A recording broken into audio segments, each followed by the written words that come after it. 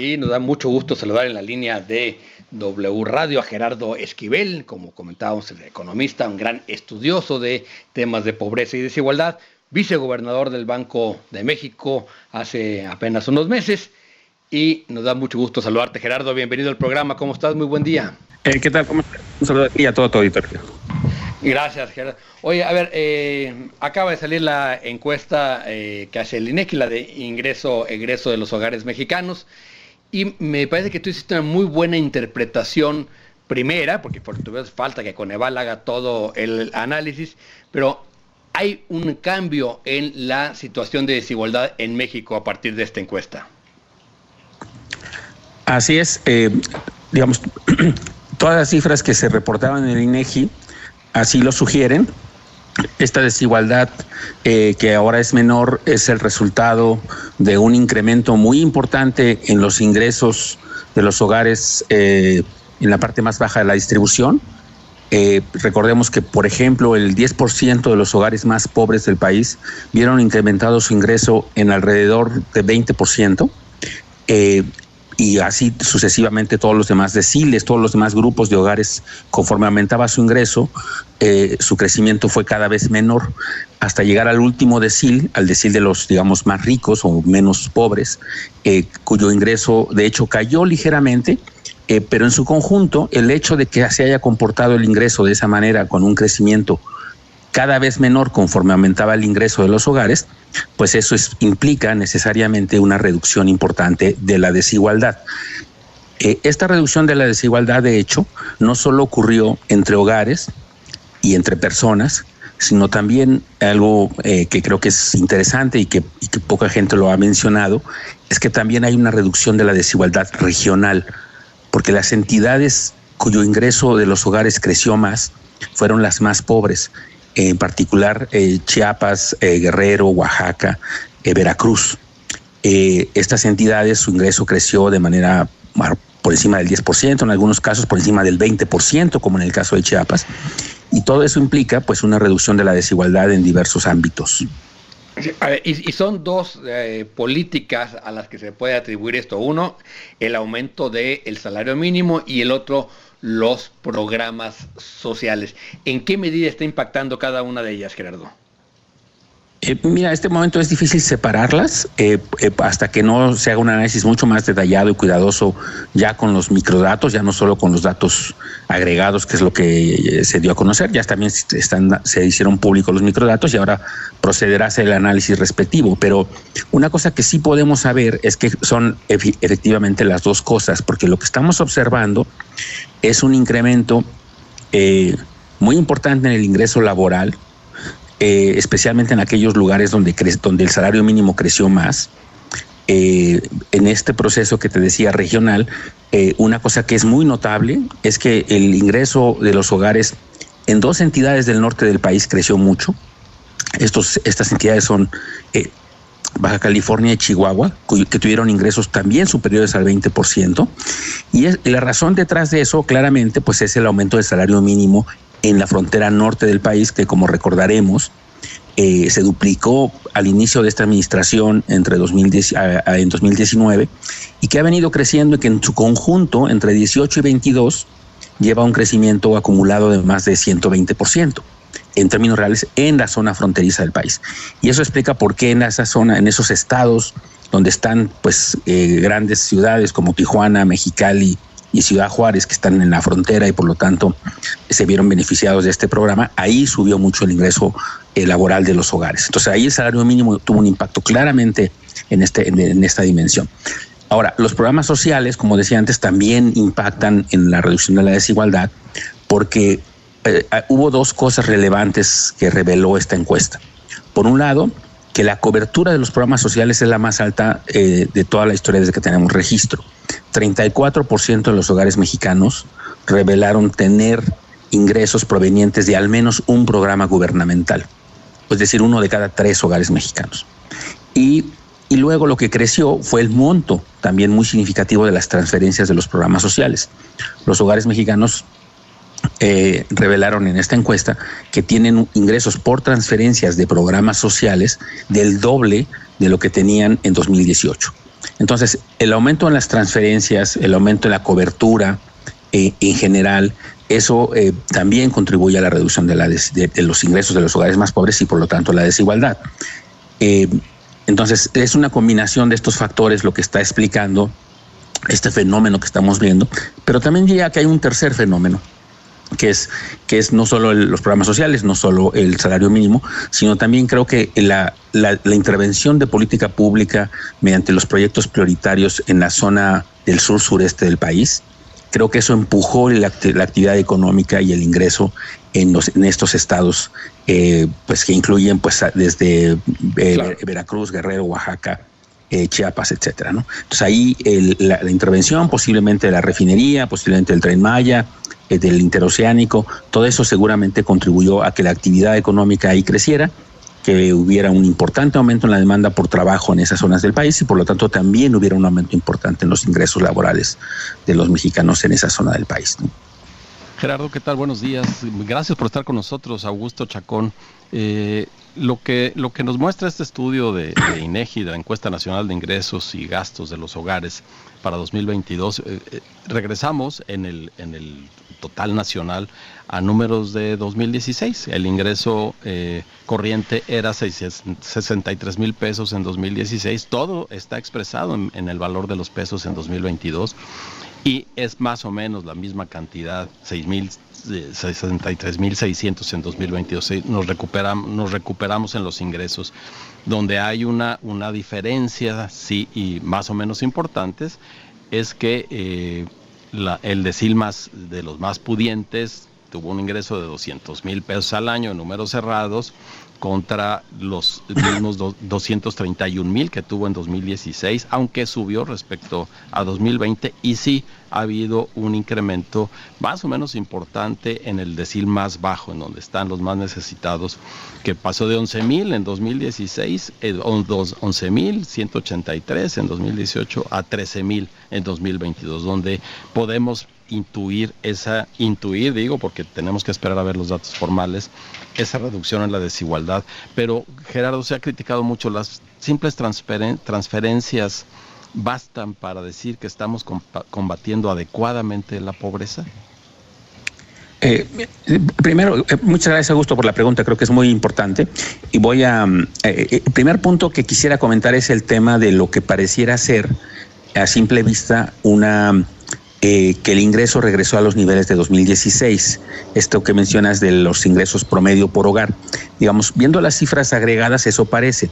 Sin embargo, recordemos una cosa, eso que mencionaste es el ingreso promedio de los hogares. Pero entre 2016 y 2022, los hogares se han ido achicando en promedio. Lo cual quiere decir que si bien el ingreso promedio por hogar se ha mantenido entre 16 y 22, el ingreso per cápita en ese lapso creció en la medida en la que los hogares se achicaron, y esto es equivalente más o menos a entre 6 y 7%. Entonces, digamos, eso es relevante porque, insisto, pareciera que el crecimiento no existió entre 16 y 22, nada más que eso ocurre cuando lo vemos por hogar, pero no cuando lo vemos en per cápita. Entonces, un poco nada más hacer esa primera precisión. El segundo tema es esto que decías de si los programas sociales son suficientes para sacar de la pobreza a la gente. Como decía antes, en realidad es una combinación de factores lo que está explicando la reducción de la pobreza y la desigualdad en el país. Tiene que ver con los programas sociales, sí, pero también con las políticas laborales. En las políticas laborales ya mencioné la parte del salario mínimo, pero también hay que mencionar otra parte de la política laboral que seguramente jugó un rol en esto que estamos viendo, que es la reforma al outsourcing.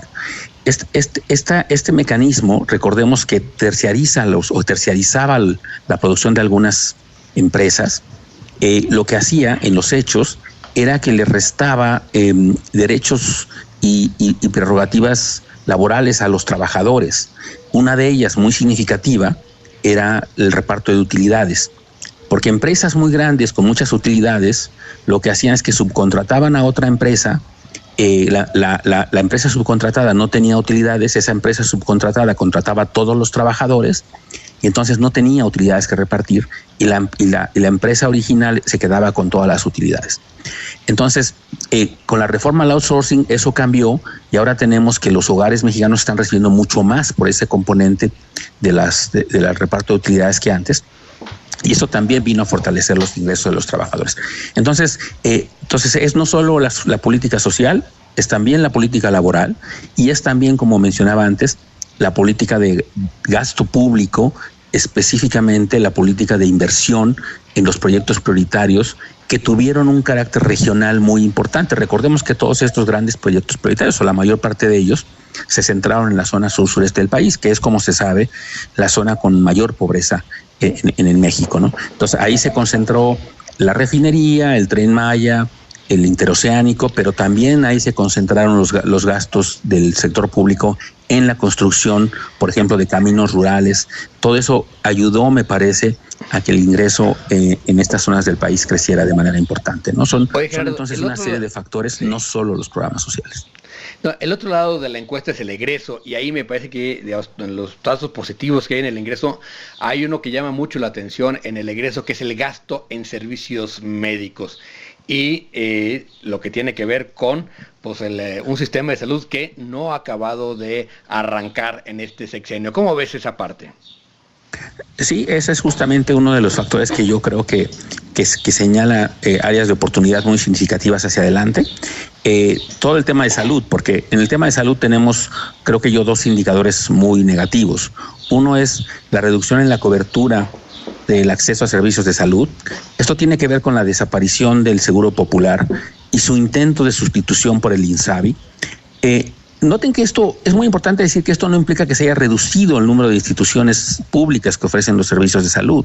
Simplemente la gente no sabe si tiene ahora o no acceso a esos servicios de salud. Entonces, antes estaba muy consciente porque tenía una credencial del Seguro Popular y había mucha información al respecto.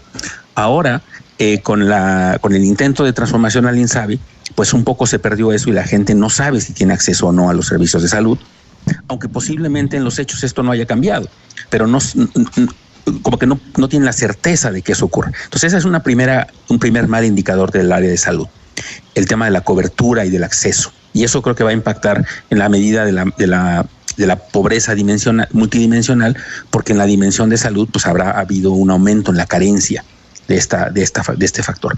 Pero el otro factor que es el que ya mencionas, que es el importante aumento en el gasto de bolsillo que hacemos los mexicanos para atender temas de salud. Y eso posiblemente tiene que ver primero con esto que ya dijimos antes, ¿no? Que la gente no sabe si tiene acceso o no, y entonces está destinando mucho más de sus recursos al gasto en salud, yendo al médico privado o al médico de la farmacia, etcétera. Pero también es el resultado, y eso pues no podemos omitirlo, es el resultado de la pandemia. La pandemia dejó una serie de secuelas, ¿no? Mucha gente sigue padeciendo de lo que se llama long COVID o COVID largo, que son secuelas a aquellas personas que tuvieron COVID en las primeras fases de la siguen teniendo pues muchos otros que hay que seguir atendiendo, y eso implica un mayor desembolso de sus recursos, y eso pues explica el incremento que ya mencionabas de más de 30% en el gasto de servicios de salud, sí, que es muy, muy grande. Pero dicho eso, también hay que valorarlo. El monto que se destina inclusive después de este aumento a servicios de salud es apenas del 2% del gasto total, inclusive para los grupos más pobres del país. Es decir, a pesar de este aumento, es un aumento de un punto porcentual que, digamos, es mucho menor que el aumento en los ingresos, que, como dijimos, al menos en el ingreso de los hogares más pobres fue de cerca de 20%. Entonces, dentro de todo, aunque suena muy drástico el aumento, pues no se compara con los aumentos en los ingresos en promedio, resultado de las mejoras que ya describimos antes. Gerardo, muchísimas gracias, Gerardo Esquivel, por estos minutos para decir las cosas. Te mandamos un abrazo y bueno, cuando estén ya los datos definitivos, te volveremos a buscar para platicar sobre cómo está comportándose la pobreza en México. Gracias, Gerardo. Muchas gracias a ti, Diego. Muchas gracias a los demás. Muchas gracias, Augusto. Hasta luego. Un saludo a todos. Adiós, Gerardo, bye. Gracias. Gerardo Esquivel, economista y ex vicegobernador del Banco de México. Él ha sido uno de los grandes impulsores de la política pública contra la pobreza de este gobierno y también un crítico de repente de las políticas del presidente, lo cual hizo que no esté ya en el Banco de México. Pero bueno, muy interesante lectura de Gerardo Esquivel sobre la pobreza en México. Eso es una lectura, hay que tomarla en cuenta y hay que usar otras también. Sí, claro, hay otras lecturas que me parece que han salido, pero sí creo que hay ahí algunos datos interesantes para revisar qué estamos haciendo bien y qué no. ¿No?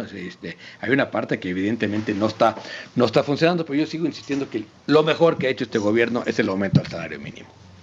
No, y lo que contribuye, y nos lo dijo Gerardo, lo estamos haciendo bien nosotros, nos estamos reproduciendo menos.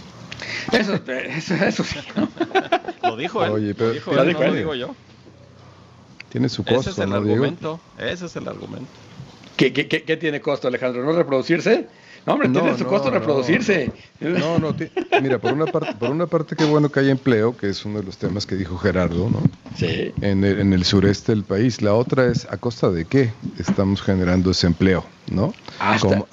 Haya sido como haya sido. Hay que evaluar al final todo el impacto positivo y negativo de estas obras, ¿no? Sin embargo, tienen impacto negativo, sin duda. Y otro muy positivo. Sin duda. Y un electoral también. Eso nomás lo ven la gente como tú, Alejandro. No